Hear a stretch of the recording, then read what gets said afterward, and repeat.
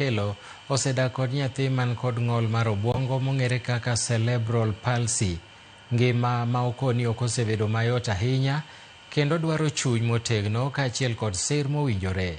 Te odiechieng' ma kawuono ni ma piny ngima nyoro hingo odiechieng' mar ng'ol mar obwongo, weche mag akwede, garama mamalo mar yedhe kaachiel kod nok mag kuonde rito jok ma kamago okoni pod en midhiero mapek. Jafwambo marwa ma Mombasa George Aoko notimo limbe e ode kendo miwa ler makama. Od Phoebe Akelo manie gweng' ma Chiuda Mombasa.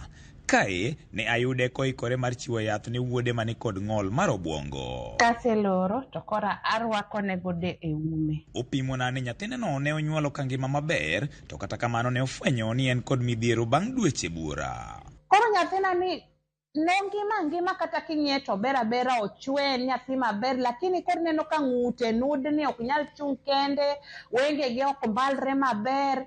Kaso koro rieruok moro nobiro ma koro nokanyal ng'e ni en mane. Koro nafwenyo tuoni ka en gi dweche 6 monego bed ni nyathi bet, to koro nokobet maber.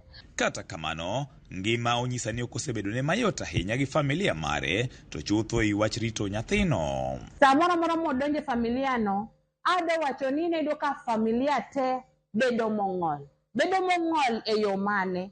Nikech kaka koro an miyo marite, nitiere gik moko mokanyal timo. Nyathini odwaro ni mondo ng'ato bed kode are okinyi nyaka odhiambo. Kama neno bede ni ok onyal wuotho, ok onyal chiemo, ok onyal kata losruok, olosore mana kama entiere ni.